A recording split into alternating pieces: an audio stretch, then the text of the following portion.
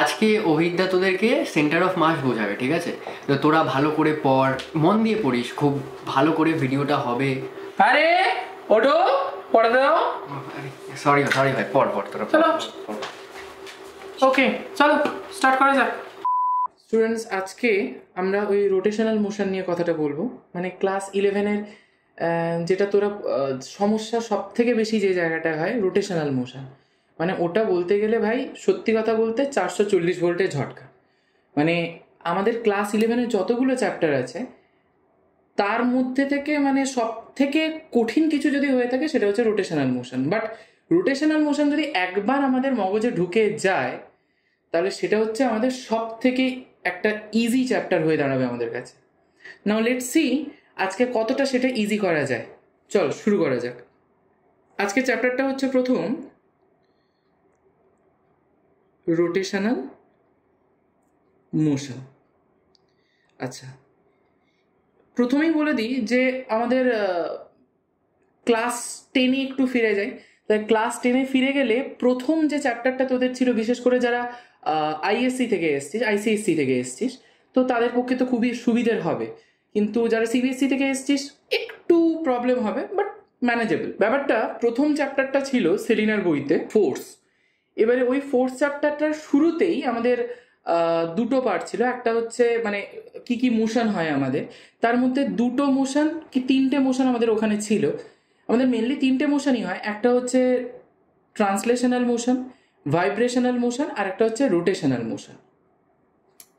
এই তিনটে মোশনকে নিয়েই হচ্ছে আমাদের একটা বডির ওভারঅল যে মোশনটা তৈরি হয় সেটা। এবার প্রথম হচ্ছে ভাইব্রেশনাল মোশন সম্পর্কে এখন মানে খুব একটা জানিস যে তা নয়, ওটা ইন ফিউচার আরও জানতে পারবি। বিশেষ করে আমাদের বিভিন্ন ধরনের ভাইব্রেশনাল মোড হয়। তো যেটা আমাদের মেন লাগছে এখানে সেটা হচ্ছে ট্রান্সলেশনাল মোশন আর রোটেশনাল মোশন।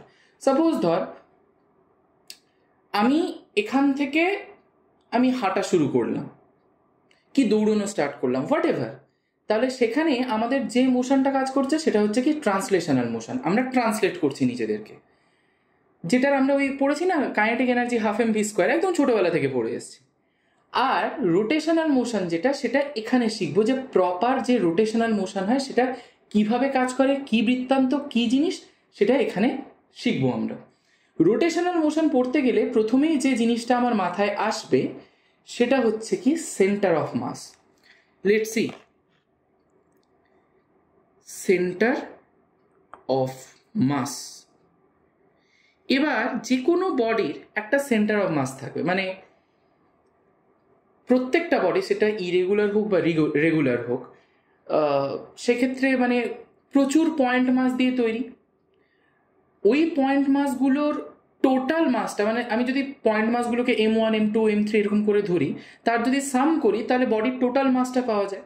যেরকম ফর অ্যান এক্সাম্পল, আমি যদি একটা ধর 1 গ্লাস জল নিচ্ছি, আমি জলটাকে একসঙ্গে না ঢেলে একটা কাজ করলাম, এখানে একটা ছোট্ট টুইস্ট করলাম। কি করলাম না, একটা ড্রপারে করে এক ফোঁটা করে জল ঢালছি, তাহলে কি হচ্ছে, গ্লাসটা আস্তে আস্তে ভর্তি হচ্ছে।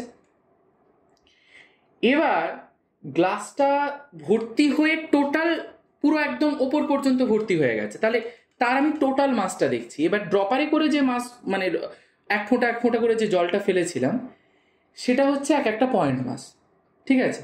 এবারে এই পয়েন্ট মাসগুলো একসঙ্গে থেকে যে মাসটা তৈরি করলো সেটা হচ্ছে total mass of the glass. আমার এবারে গ্লাসের সেন্টার অফ মাসটা চাই। সেন্টার অফ মাস বলতে মানে পাতি বাংলা কথায় যেটাকে বলে যে আমার মধ্যিখানে যে মাসটা থাকবে, মানে যে পয়েন্টে টোটাল মাসটা কনসেন্ট্রেটেড থাকবে, সেটাকে আমি বলবো সেন্টার অফ মাস। সেটা একটা ইরেগুলার বডিরও হতে পারে, রেগুলার বডিরও হতে পারে। এবার ক্লাস 10-এ অলরেডি আমরা সেন্টার অফ মাস নিয়ে কথা বলেছি যারা আইসিএসসি থেকে এসছিস, সরি। কিন্তু যারা সিবিএসসি থেকে এসছিস একটু পড়াশোনা হয়নি ওখানে, তো যাই হোক আমি আরেকবার রিপিট করে দিচ্ছি। সেন্টার অফ মাস হচ্ছে মানে বডির টোটাল মাসটা, ওভারঅল মাসটা যে জায়গায় কনসেন্ট্রেটেড থাকবে, টোটাল মাসটা, সেই একটা পার্টিকুলার পয়েন্টকে বলছে centre of mass. For an example, আমি যদি একটা ধরি, আমি একটা বডি, হিউম্যান বডি, ইভেন তোরা যারা এখানে বসে আছিস, আমাকে দেখছিস যারা, তারাও হচ্ছিস একটা বডি। তো আমাদের বডিরও একটা সেন্টার অফ মাস রয়েছে, এবং সেটা কোথায় না আমাদের নাভিতে। এই জায়গাটা থেকেই ভালো করে খেয়াল করে দেখবি আমাদের যে কোনো রোটেশন স্টার্ট হয় বা আমরা মুড়ি বা নড়ি বা বডি রোটেট করি, সেটা কোথা থেকে হয়, স্টার্ট কোথা থেকে হয়, অরিজিনেট কোথা থেকে হয়, সেটা হচ্ছে সেন্টার অফ মাস থেকে। ভালো করে একবার খেয়াল করে দেখবি, আমি এরকম করে বসে আছি, এবার আমি এদিকে নড়তে চাইছি, ওদিকে নড়তে চাইছি, আমার কিন্তু বডিটা ঠিক নড়বে আমাদের ওই তলপেটের কাছটার থেকে, মানে নাভিটা যেরকম আছে ওইখান থেকে দেখবি মুভমেন্টটা চালু হবে। কারণ কি? কারণ সেন্টার অফ মাসটা ওখানেই বসে আছে। ও হচ্ছে ভাই অল ইন অল, মানে সে হচ্ছে হর্তাকর্তা বিধাতা বডির, যে তুমি যেদিকেই যাও না কেন ভাই আমার পারমিশন লাগবে। মানে বাড়ির যেরকম মা বাবা আছেন, তোরা যখন যাস কোথাও বাবা মার পারমিশন নিয়ে যেতে হয়, তো সেরকম হচ্ছে আমাদের বডির বাবা মাকে ভাই সেন্টার অফ মাস। ওই একটি পাবলিক আছে যে সমস্তটাকে কন্ট্রোল করছে নিজের হাতে, ঠিক আছে, যে কোনো মুভমেন্ট আমাদের। তো এই centre of mass, for an example আমি একটা ইরেগুলার বডি আঁকলাম, ইরেগুলার বডিটা রোটেট করছে, কারণ বডির একটা টেন্ডেন্সি থাকবে সে রোটেট করবে। কেন? প্রত্যেকটা বডিরই টেন্ডেন্সি থাকবে যে রোটেশনাল মোশন সে গেন করতে চাইবে। সেটা কেন না, ধর বডি আছে আর্থের মধ্যে, ভাই আর্থ তো রোটেট না করে বসে নেই, আর্থ তো রোটেট করছে। এবার আমি যদি আর্থের মধ্যে বসে থাকি, তাহলে আর্থ যদি রোটেট করে ভাই আমাকেও রোটেট করতে হবে। একটা এক্সাম্পল ধরে নি, ধর তুই অটোয় বসে আছিস, অটোটা একটা ধর সাপোজ ধর এ পয়েন্ট থেকে বি পয়েন্টে যাচ্ছে অটোটা, তুই হচ্ছিস অটোর প্যাসেঞ্জার, তুই অটোর মধ্যে বসে আছিস, তাহলে অটো যদি মুভমেন্ট করে তুইও মুভ করছিস এ পয়েন্ট থেকে বি পয়েন্টের দিকে। এটা তো কোনোদিনই হতে পারে না ভাই যে অটো মুভ করছে আমি অটোর মধ্যে বসে আছি, আমি চুপ করে বসে আছি, এটা কোনোদিনও সম্ভব নয়। তো ঠিক একই রকম ভাবে আমরাও হচ্ছি আর্থের প্যাসেঞ্জার, আর্থ হচ্ছে অটো, আমরা হচ্ছি তার প্যাসেঞ্জার। তাহলে আর্থ যদি ঘোরে ভাই আমরাও ঘুরবো খুব স্বাভাবিকভাবে। অটো আর আর্থের মধ্যে শুধু একটাই ডিফারেন্স রয়েছে, অটোতে আমাকে ভাড়াটা দিতে হয়, আর্থে আমাকে সেটা দিতে হয় না, আর্থ ফ্রি অফ কস্টে সব কাজটা করিয়ে নেয়। তো এখানে সেই রকম ভাবে এই যে সেন্টার অফ মাসটা রয়েছে, সেন্টার অফ মাসটা কোন জায়গায় থাকবে? ঠিক মিডল পয়েন্টটায়, ঠিক আছে। 19-20 একটু হতেই পারে, সবসময় তো আর আমাদের হাতে কিছু থাকে না, কিছুটা এদিক সেদিক হতেই পারে, সেটা খুব সামান্য, যত সামান্য, মানে ধর ওই 0.5, 0.04, 0.8 এই রিলেটেড কিছু। সেখানে যদি একটা হিউজ ডিফারেন্স চলে আসে ভাই তাহলে তো মুশকিল। মানে আমি চুরি করব, ঠিক আছে, সেটা একটা এথিক্যাল ওয়েতে, আমি নিশ্চয়ই মানে 9-6 করছি, ঠিক আছে, এদিক সেদিক থেকে সরাচ্ছি, কিন্তু সেটা যদি একটা হিউজ অ্যামাউন্টে সরে তাহলে তো ভাই ধরা পড়ে যাবে। সেন্টার অফ মাসও তাই, সেন্টার অফ মাস হচ্ছে ভীষণ চালাক। তাহলে এইখানে পুরো বডিটা বসে আছে, পুরো বডির ধর এরকম প্রচুর পয়েন্ট মাস আছে, M1, M2, M3 করে প্রচুর পয়েন্ট মাস আছে। সাপোজ ধর বললাম এটা M1, এটা M2, এটা M3, এরকম করে M4, M5 অনেক আছে। এই পুরো বডির সেন্টার অফ মাসটা হচ্ছে এই জায়গা, মানে এইটা হচ্ছে M, এইখানে বডির টোটাল মাসটা কনসেন্ট্রেটেড। তো এটা হচ্ছে আমাদের সেন্টার অফ মাসের কনসেপ্ট। এবারে যেহেতু সেন্টার অফ মাস আমি কি বলেছি প্রথমে, যে it is nothing but a point, তাহলে একটা পয়েন্ট যদি হয় তার ভাই একটা কোঅর্ডিনেট থাকবে। আমরা কোঅর্ডিনেট পড়েছি x1, y1, x, y, x, y, z, what ever, এরকম পড়েছি। তো এখানেও ঠিক দেখ, আমরা যে সেন্টার অফ মাসটা পাবো, সেন্টার অফ মাসেরও একটা কোঅর্ডিনেট থাকবে, সেটা হচ্ছে xcm, ycm, cm for centre of মাস।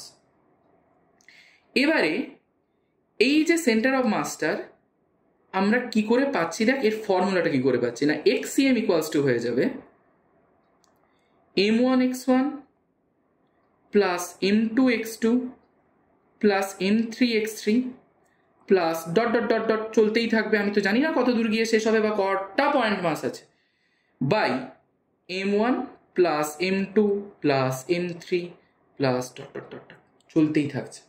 মানে যদি ধর সাপোজ ধর আমার এখানে দুটো পয়েন্ট মাস থাকতো m1 আর m2, তাহলে কি লিখতাম m1x1 plus m2x2 by m1 plus m2। মানে m1 যে পয়েন্ট মাসটা রয়েছে, মানে এটা একটা পয়েন্টই তো পয়েন্ট মাস, মানে একটা পয়েন্টে মাসটা রয়েছে, তাহলে এরও একটা কোঅর্ডিনেট থাকবে, সেটা হচ্ছে x1, y1। তাহলে সেই এখানে যখন x নিচ্ছি তখন এখানেও আমাকে x নিতে হবে। আচ্ছা, তো এটাকে এবার আমরা যদি সামেশনে লিখি তাহলে কি লিখবো, sum over mi xi by sum over mi, ঠিক আছে, সাম ওভার i একটা ভেরিয়েবল আমরা সামেশন লিখতে জানি। তো এবার অনেকের প্রশ্ন হতে পারে যে দাদা তুমি তো লিখলে xcm ইকুয়ালস টু দিস, এটা এলোটা কিভাবে? প্রথম কথা হচ্ছে এটা আমাদের সিলেবাসে নেই, তাও এটাকে জাস্ট কিভাবে এলো সেটা বোঝানোর জন্য আমি একটা ছোট্ট এক্সাম্পল দিই। ধর তুই বাজারে গেছিস, একটা দোকানে গেছিস, তোর কিছু পেন কিনতে হবে, ভালো কথা। তুই দু রকম পেন কিনলি, একটা হচ্ছে তুই একটা ধর একটা রেড কালারের পেন কিনলি, মানে কিছু রেড কালারের পেন কিনলি আর কিছু ব্ল্যাক কালারের পেন কিনলি। এবার রেড কালারের পেন কতগুলো কিনলি? না N1 খানা। ব্ল্যাক কালারের পেন কতগুলো কিনলি? না N2 খানা। তাহলে N1 খানা রেড কালারের পেন, N2 খানা ব্ল্যাক কালারের পেন। এবার রেড কালারের পেনের প্রত্যেকটার দাম কত ধরে নিলাম X1, ব্ল্যাক কালারের পেনের প্রত্যেকটার দাম কত ধরে নিলাম X2। তাহলে তুই কিনেছিস কত? N1 খানা। একটা পেনের দাম যদি 5 টাকা হয়, তুই যদি 10টা পেন কিনিস তাহলে টোটাল কত পড়বে তোর খরচা? 10 × 5 মানে 50 রুপিস। সিমিলারলি তুই কিনেছিস কটা? N1 খানা রেড কালারের পেন, প্রত্যেকটা পেনের দাম কত? না X1। তার মানে টোটাল তোর কত পড়েছে? না N1 X1। হয়ে গেল, এতটা টাকা তোর লেগেছে। এটা হচ্ছে রেড কালারের পেন কিনতে। সাইমালটেনিয়াসলি আমি ব্ল্যাক কালারের ক্ষেত্রে যদি হিসেব করি, তখন সেক্ষেত্রে টোটাল কত পাবো? কত টাকা লেগেছে? না N2 X2। তাহলে দেখ, এবার আমি যদি এভারেজটা নিই বা মিন ভ্যালুটা নিই, আমরা মিন ভ্যালু কি করে বার করি? না টোটালটা সাম করে দিই ডিভাইডেড বাই যতটা। মানে ধর আমি বললাম যে আমার 1 টাকা 2 টাকা 3 টাকা আছে, তাহলে তার এভারেজ কত হবে? না 1 + 2 + 3 ডিভাইডেড বাই 3। কেন? না 1 2 3 করে আমরা 3টে কয়েন নিয়েছি বা 3টে নোট নিয়েছি, হোয়াট এভার। তো ঠিক একই রকম ভাবে আমরা যদি এই পেনগুলোর দামের এভারেজ দামটা ক্যালকুলেট করতে চাই বা মিন ভ্যালুটা ক্যালকুলেট করতে চাই, তাহলে সেটা কিভাবে নেব? না N1 X1 এটা হচ্ছে দাম, প্লাস N2 X2 এটা হচ্ছে দাম কার? এটা রেড কালারের, এটা ব্ল্যাক কালারের, ডিভাইডেড বাই টোটাল নাম্বারটা বসাই। টোটাল কতগুলো পেন কিনেছি? না N1 প্লাস N2, এতগুলো পেন কিনেছি। এইটা হলো আমাদের এভারেজ বা মিন ভ্যালু অফ পেন, মানে ভ্যালু অফ পেনস। ঠিক একই কনসেপ্টটা ভালো করে খেয়াল করলে দেখবি, এই যে সেন্টার অফ মাস আমরা যেটা লিখলাম, সেন্টার অফ মাসের কনসেপ্টটা কিন্তু ঠিক একই রকম। তুই শুধু পেনের জায়গায় মাসটাকে বসিয়ে দে, কাজ শেষ। আমি এখানে দুটো নিয়েছি, আমি পয়েন্ট মাসটাকেও দুটো পয়েন্ট মাস হিসেবে নিলাম। তাহলে একটা M1 একটা M2। তাহলে একটা M1 পয়েন্টের কোঅর্ডিনেট কি? X1। তাহলে এরকম অনেকগুলো M1 পয়েন্ট থাকতে পারে, তাহলে M1 × X1 simultaneously M2 N2 X2 হলো, ডিভাইডেড বাই টোটাল নাম্বারটা কত? না M1 + M2, sorry M1 + M2, এটা হলো টোটাল। তার মানে দেখ, এই জিনিসটা যেটা হলো, এইটার সাইমালটেনিয়াস ইকুয়েশনটা হচ্ছে এটা। মানে নিশ্চয়ই আমরা মাস আর পেন একই নয়, সেটুকু জানি আমরা। এবার এই জিনিসটাকে বোঝাতে গেলে আমি এই একটা এক্সাম্পল দিয়ে বোঝালাম। আই হোপ এই জিনিসটা ক্লিয়ার হয়েছে যে XCM এর ভ্যালুটা কি করে এলো। এবার XCM যখন লিখেছি, সাইমালটেনিয়াসলি আমরা YCMটাও লিখতে পারবো। সেটা কিভাবে? না কিছু না, শুধু যেখানে যেখানে X লিখেছিলাম সেখানে সেখানে Y রিপ্লেস হয়ে যাবে, আর কিচ্ছু না। তো আমাদের ফাইনাল ফরম্যাটটা কিভাবে দাঁড়াবে? না M1 Y1 plus M2 Y2 plus dot dot dot dot যতগুলো আছে। মানে ওরা তো আর আমাকে জানিয়ে যাবে না, ভাই দাদা পয়েন্ট মাস আমরা এতগুলো থাকছি এখানে, এবার আমাদের জন্য খাবার দাবার অ্যারেঞ্জ করো। ওরা তো আর আমাকে জানাবে না ভাই। সুতরাং আমরা একটা অ্যাপ্রক্সিমেট ধরে নিলাম যে এটা চলতেই থাকবে, goes on by M1 plus M2 plus dot dot dot dot এরকম করে চলতেই থাকলো। সাইমালটেনিয়াসলি ঠিক আগেরটার মতো আমরা যদি সামেশন লিখি, sum over MI YI by sum over MI, ওই সাম ওভার I। তাহলে এই হচ্ছে আমাদের centre of mass related first formula, মানে যেটা আমাদের নিউমেরিক্যালস কোড করার ক্ষেত্রে কাজে লাগবে। আপাতত এই দুটো দিয়ে আমাদের 90-95% নিউমেরিক্যালস ভাই সলভ হয়ে যাবে। আর এইটুকু মাথা বেশি ঘাঁটিয়ে লাভ নেই, আমাদের যেটুকু লাগবে আমরা সেইটুকু নেব, বাদ বাকি তো রয়েইছে, সারা জীবন পড়ে আছে নলেজ গেইন করার জন্য। ধর তোদের দিয়েছে দুটো মাস আছে, they are attracted each other with a constant force. এবার যদি তারা নিজেদের মধ্যে অ্যাট্রাক্ট করে, তাহলে তারা পজিশন চেঞ্জ করবে। কিন্তু পজিশন চেঞ্জ হলে কি তাদের সেন্টার অফ মাসটা চেঞ্জ হয়ে যাবে? That's the question. এবার দেখা যাক ওই কোয়েশ্চেনের আনসারটা কিভাবে পাই, যে কোয়েশ্চেনের আনসারটা যে চেঞ্জ হবে কি হবে না সেটা আমরা ম্যাথমেটিক্যালি বার করি। দেখা যাক, সাপোজ ধর এরকম একটা M1 মাসের বডি ছিল, এদিক থেকে একটা M2 মাসের বডি আছে, তারা প্রথমে ইনিশিয়ালি রেস্টে ছিল। ইনিশিয়ালি রেস্টে থাকা মানে কি, দ্যাট তাদের initial velocity should be 0, that means you should be 0। তাহলে এদের প্রথম যে পজিশনটা ছিল x1, M2 প্রথম পজিশনটা ছিল কি x2।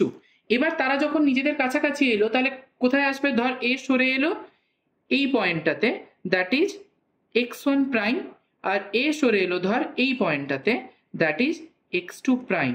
এবারে প্রথম যখন M1 আর M2 এইভাবে ছিল, তাদের সেন্টার অফ মাস একটা জায়গায় থাকবে। তারা যখন পজিশন চেঞ্জ করলো, তাদের সেন্টার অফ মাসটা কি চেঞ্জ হয়ে গেল? হবে কি হবে না সেটা দেখা যাক। প্রথম কথা আমি বলেই দিয়েছি যে কনস্ট্যান্ট ফোর্স অ্যাপ্লাই আমরা করেছি। প্রথম যখন পজিশন তারা চেঞ্জ করেনি, ফার্স্ট একদম ইনিশিয়ালি তাদের সেন্টার অফ মাস ছিল পজিশনটা কি xcm ইকুয়ালস টু, আমরা একটু আগেই ফর্মুলাটা দেখেছি, m1 x1 plus m2 x2 by হচ্ছে কি m1 প্লাস m2। ঠিক আছে, এবার যখন তাদের পজিশনটা চেঞ্জ করলো, ইনিশিয়ালি রেস্টে ছিল, তার মানে আমরা s equals to ut plus half at square, এই ফর্মুলাটা আমরা প্রত্যেকেই জানি কম বেশি। s equals to ut plus half at square, where s be the displacement, u be the initial velocity, a be the acceleration and t be the time। তাহলে দেখ এখন t time পরে, আফটার t টাইম, t সেকেন্ডে তার ভেলোসিটিটা কত হয়ে গেছে, sorry তার ডিসপ্লেসমেন্টটা কত হয়ে গেছে না, শুধু হাফ at স্কোয়ার তার ডিসপ্লেসমেন্টটা, মানে অ্যাট দ্য টাইম টি সেকেন্ডে এসে দাঁড়িয়েছে, তার ডিসপ্লেসমেন্ট হয়ে গেছে এইটা। Now force equals to mass into acceleration কে বলে গেছে? আমি বলিনি, নিউটন বলে গেছে। এবার নিউটনের কোন লতে বলা আছে? সেকেন্ড লতে। তাহলে এখান থেকে কি বলতে পারি? Acceleration equals to F by M.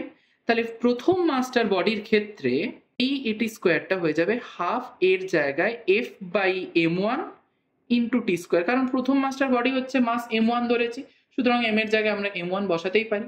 এবারে t সেকেন্ড হয়ে যাওয়ার পরে তার ডিসপ্লেসমেন্ট কত হয়েছে? x1 prime. x1 prime equals to কত হয়ে যাবে? আগে ছিল কত? x1 প্লাস এখন হয়ে গেছে কত? এই যে চাঁদ বদনটি আমার বসে আছে, half into F by m1 into T square হলো। এটা হচ্ছে আমাদের প্রথম। এবারে চলে আসি পরেরটার ক্ষেত্রে। সাইমালটেনিয়াসলি যখন x2 প্রাইম আমরা লিখব, তখন x2 প্রাইম যখন করেছি, প্রথম কত ছিল? x2 ছিল প্লাস হাফ, তখন কি হয়ে যাবে? f by m2 into T square, ঠিক কিনা? কারণ একই জিনিস করেছি, শুধু যেহেতু সেকেন্ড বডির মাসটা নিয়েছি, সেকেন্ড বডির মাসটা কত? m2, সে কারণে m এর জায়গায় আমরা m2 বসিয়ে দিয়েছি। আর একটা ছোট্ট কাজ করা বাকি আছে, সেটা কি না, f এর জায়গায় আমরা লিখবো কি মাইনাস f। কেন? Every action there is an equal and opposite reaction, সেই কনসেপ্ট না। এটা কি কনসেপ্ট লাগিয়েছি? দুটো ভেক্টর কোয়ান্টিটি অপোজিট ডিরেকশনে অ্যাক্ট করছে, ভেক্টর মানেই তার ডিরেকশন থাকবে। তাই তা যদি থাকে, দেখ m1 মাসের বডিটা আমার এই দিকে যাচ্ছিল, m2 মাসের বডিটা আমার এই দিকে যাচ্ছিল, সুতরাং একটার অ্যাক্সিলারেশন যদি এই দিকে হয়, আরেকটার অ্যাক্সিলারেশন যদি এই দিকে হয়, উল্টো ডিরেকশনকে বোঝাতে গেলে আমরা নেগেটিভ সাইন ইউজ করি, এটা আমরা জানি। তাহলে এটা যদি a হয়, এর রেসপেক্টে এর হবে অ্যাক্সিলারেশনটা কত? Minus a। সে কারণে মাইনাস এফ বাই m2 লিখেছি। মাস তো আর কোনোদিন নেগেটিভ হতে পারে না, সুতরাং ফোর্স শুড বি নেগেটিভ, যেহেতু একটা ভেক্টর কোয়ান্টিটি। এবারে তো আর আমার কিছুই নেই, তাহলে এখন নতুন যেটা হলো তার উপর বেস করে সেন্টার অফ মাসটা কত হয়ে যাবে না, এক্স প্রাইম সিএম, সেটার জন্য কি হয়ে যাবে?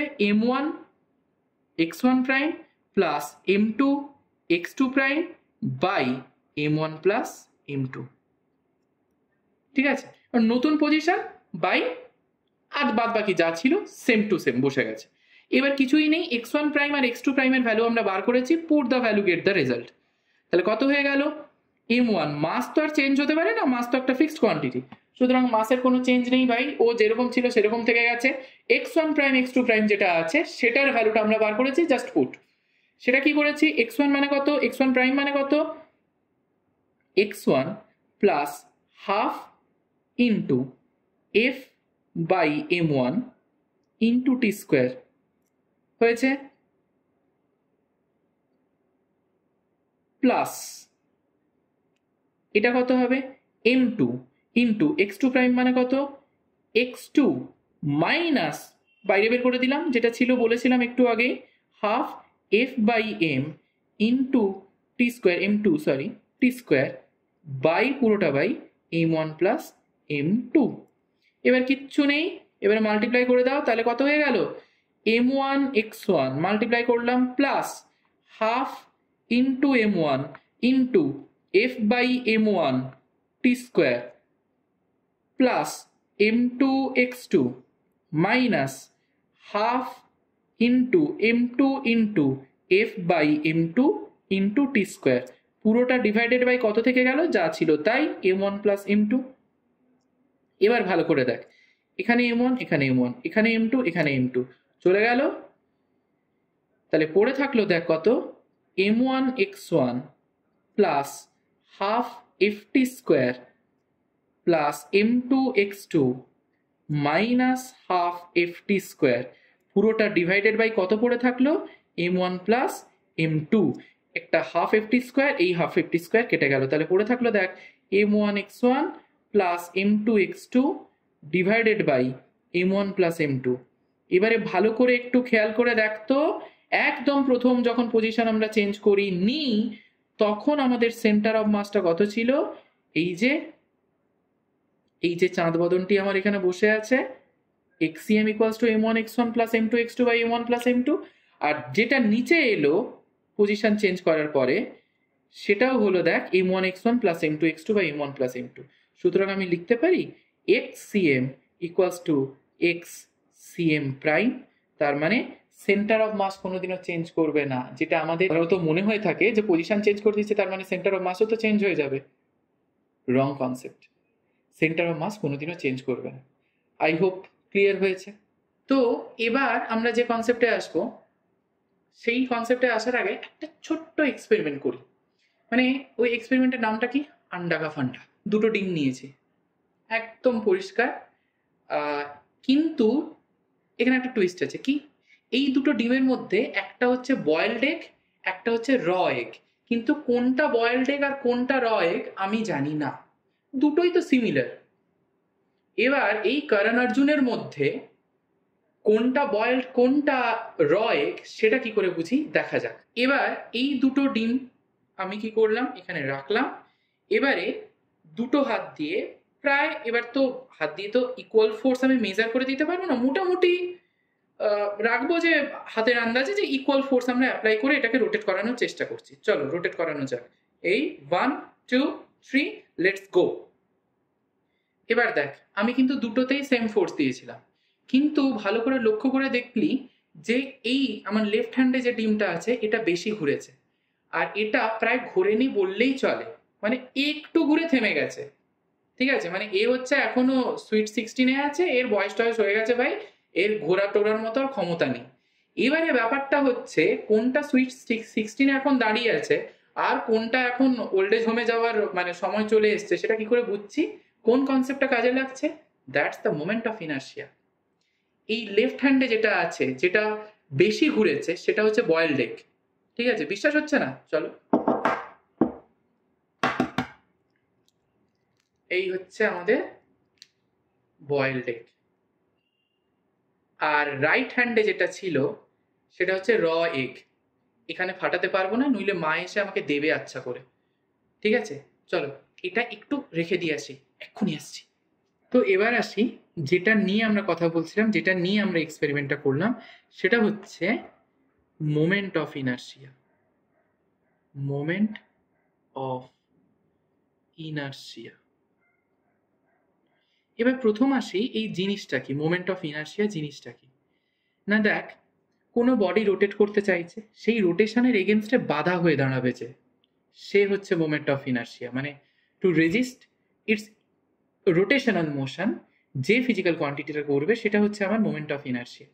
ঠিক সেই কারণে খেয়াল করে দেখ যখন আমার বয়েলড এগ ছিল, আমার মোমেন্ট অফ ইনার্শিয়া কার উপর ডিপেন্ড করে না, মাসের ডিস্ট্রিবিউশনের উপর। কারণ মোমেন্ট অফ ইনার্শিয়ার যদি আমরা ফর্মুলাটা লিখি তাহলে সেক্ষেত্রে আমরা ফর্মুলাটা এইভাবে পাবো, I equals to sum over I M I R I square.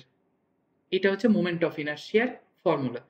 আইটাকে বলছি আমরা মোমেন্ট অফ ইনার্শিয়া। সুতরাং আমি দেখতে পাচ্ছি দেখ এই যে এমআই এটা হচ্ছে মাস, এইটা ডিস্ট্রিবিউটেড হচ্ছে, এই মাস ডিস্ট্রিবিউশনের উপরে কিন্তু মোমেন্ট অফ ইনার্শিয়াটা ডিপেন্ড করছে। এবার তার মানে দেখতে পাচ্ছিস মাস যার বেশি হবে দে আর ডিরেক্টলি প্রপোর্শনাল। সুতরাং মাস যার বেশি হবে তার মোমেন্ট অফ ইনার্সিয়াটা বেশি হওয়াটা স্বাভাবিক।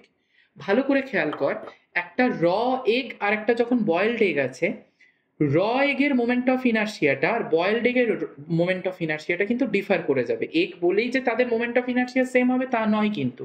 বয়েলড এগের মধ্যে দেখ একটা কি বলবো জমাট বাঁধা একটা ব্যাপার আছে, ক্লামজি হয়ে আছে মাসগুলো। আর ওখানে র এগের মধ্যে লিকুইড ফরম্যাটে আছে, যখন আমি ঘোরাতে চাইছি তখনই ওই মাস ডিস্ট্রিবিউশনটা চারিদিকে ছড়িয়ে যাচ্ছে, সেটা রেজিস্ট করছে। মানে র এগের মোমেন্ট অফ ইনার্সিয়াটা বেশি বয়েলড এগের থেকে, যেহেতু। আর মোমেন্ট অফ ইনার্সিয়া আমি একটু আগেই বললাম এটা হচ্ছে রেজিস্ট করবে কাকে, আমার রোটেশনাল মোশনকে, রোটেট করতে দিতে চাইবে না। তাহলে সেক্ষেত্রে আমার বয়েলড এগের যেহেতু রোটেশন মোমেন্ট অফ ইনার্সিয়াটা কম, তাই সে চট জলদি ঘুরতে পারবে এবং বেশি ঘুরতে পারবে দ্যান দ্য র এগ। ক্লিয়ার? এবার এই মোমেন্ট অফ ইনার্সিয়ার উপর ডিপেন্ড করে আর একটা জিনিস আমরা পাই, সেটা কি না radius of gyration. Radius of gyration, যেটাকে আমরা কে দিয়ে নোট করি। প্রথম কথা দেখ এই জিনিসটা কি না, I equals to M sum over I M I R I square যেরকম লিখি, ইকুয়ালস টু লিখতে পারি এম কে স্কোয়ার। এমটা হচ্ছে টোটাল মাস, কেটা হচ্ছে আমার এই যে রেডিয়াস অফ জাইরেশন, এই ব্যাপারটা। এবার রেডিয়াস অফ জাইরেশন জিনিসটা কি একটু দেখি। সাপোজ ধর ছোটবেলায়, একদম ছোট্টবেলায় ফিরে যাই, সেখানে আমরা প্রত্যেকেই একটা খুব কমন প্রশ্ন পড়েছি যে ওয়াই ইউনিট ইজ নেসেসারি। ইউনিটটা নেসেসারি কেন একটা ফিজিক্যাল কোয়ান্টিটির ক্ষেত্রে? কারণ ইউনিট ছাড়া ফিজিক্যাল কোয়ান্টিটির কোনো ভ্যালু নেই। আমি বাজারে গিয়ে নিশ্চয়ই বলবো না আমাকে 5 আলু দিন, আমি বলতে হবে আমাকে 5 কেজি আলু দিন। 5 গ্রাম বললেও হয়, বাট সেটা খুবই, যাই হোক। তো 5 কেজি, যে কেজি গ্রাম এগুলো তো ইউনিট। তো ব্যাপারটা হচ্ছে রেডিয়াস অফ জাইরেশনটাও ঠিক একই রকম। যেরকম ইউনিটটা দরকার ফিজিক্যাল কোয়ান্টিটিকে আমার রিপ্রেজেন্ট করার জন্য, ঠিক তেমনি রেডিয়াস অফ জাইরেশনটাও দরকার আমার মোমেন্ট অফ ইনার্সিয়াটাকে রিপ্রেজেন্ট করার জন্য, ঠিক কিনা? যেরকম প্রত্যেকটা স্কুলের একটা স্কুল ক্যাপ্টেন হয়, স্কুল ক্যাপ্টেন কি করছে, স্কুলটাকে রিপ্রেজেন্ট করছে। ঠিক একই রকম ভাবে রেডিয়াস অফ জাইরেশনটা কি করছে, এই মোমেন্ট অফ ইনার্সিয়ার যে এত বড় একটা রোটেশনাল মোশনে স্কুল খুলে রেখেছে তাকে রিপ্রেজেন্ট করছে। তো এটা হচ্ছে আমাদের রেডিয়াস অফ জাইরেশনের কনসেপ্ট। এবার তাহলে আই ইকুয়ালস টু আমরা লিখলাম কি, I equals to M K square. তাহলে দেখ তো আমরা এখান থেকে লিখতে পারি K square equals to I by M. That means K equals to হয়ে গেল root over I by m. This is the concept of moment of inertia. Done?